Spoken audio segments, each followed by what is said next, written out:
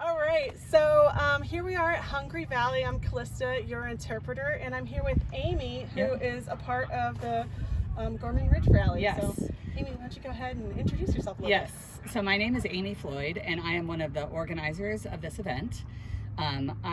This is our second year organizing the event, but we have participated for many, many years. I've been a competitor, a co-driver, so I navigate while my husband drives. Normally, we've been doing that for about 15 years in a 1987 Volkswagen Golf GTI. And that's going to be, that's pretty good. Yeah. And it's amazing that such a vehicle of that age, although you don't see them on the roads, on the highways, they're still coming out here and bouncing along the trails. Yes, yes. It's a very special Volkswagen that has had a lot of work done to it to make it appropriate for driving on trails like this. What kind of stuff have you had to change on that vehicle to make it go from road savvy to dirt and bouncing savvy? Yep. So mostly it is serious suspension, as you can imagine, serious tires that make it so that we can actually go fast and not get flat tires. And then the engine has been modified as well to make it go a lot faster than your normal 1987 Volkswagen Golf. Yeah, I don't think they were optimized in the 87s for that. And then we also have a lot of safety equipment. There's a roll cage and racing seats and a fire suppression system and a bunch of other things to make sure that we're safe as well as fast when we race. And so what do those extra safety features account for that you wouldn't have on a normal road?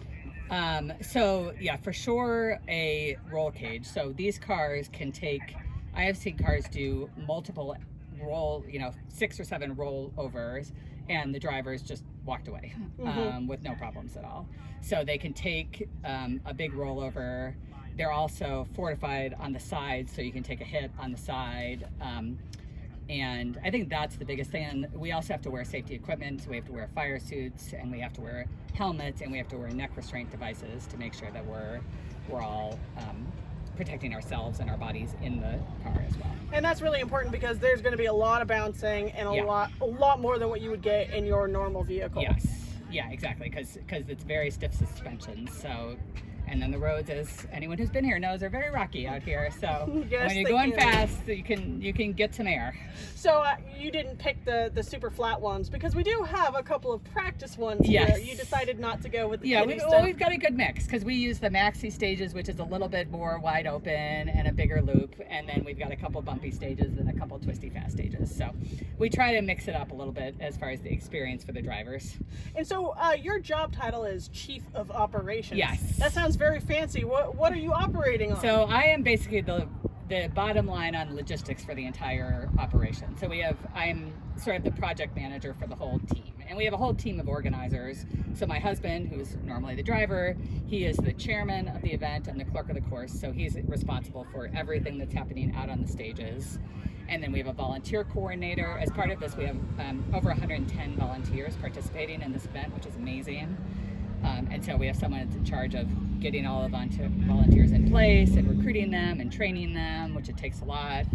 And then we have a person who's responsible for the competitors, our registrar and competitor liaison, who works with all the drivers and navigators to get them all ready to race and make sure that they're set and safe and have everything that they need. So if anyone's interested in volunteering in the future for this for next year, where would they go? So they go to our website, gormanridgerally.com, very easy to find, and there's information every year when we announce the date about how you can volunteer, and you can sign up there. And we love volunteers. We cannot do this, I should say this whole event is entirely volunteer run. Nobody makes any money on it. We all have regular jobs, and we are doing this in our spare time. We basically, the whole thing is done just as a grassroots motorsport. And so it's very different than a lot of big motorsports in that really we're about going fast and having great competition, but we're also family and making sure that we have a good time and a good party at the end of the day and a good barbecue in the middle of the day too. I think that is the requirement in order to come here is, having a good time, being safe, and knowing your limits and going within those. Exactly. And having fun this with whole race fits very well within the Hungry Valley ethos and what the park is trying to accomplish. And we really appreciate the park allowing us to be here every year and holding this event, because it makes it so much easier. The people that organize other events where you have to, deal with counties and cities and state, the state government, federal government, the ability to just work with the park here has been just awesome for us. And we're really happy to have you. And if you want to come and join the Gorman Ridge Rally family, I'll go ahead and post the link for their website below. Great.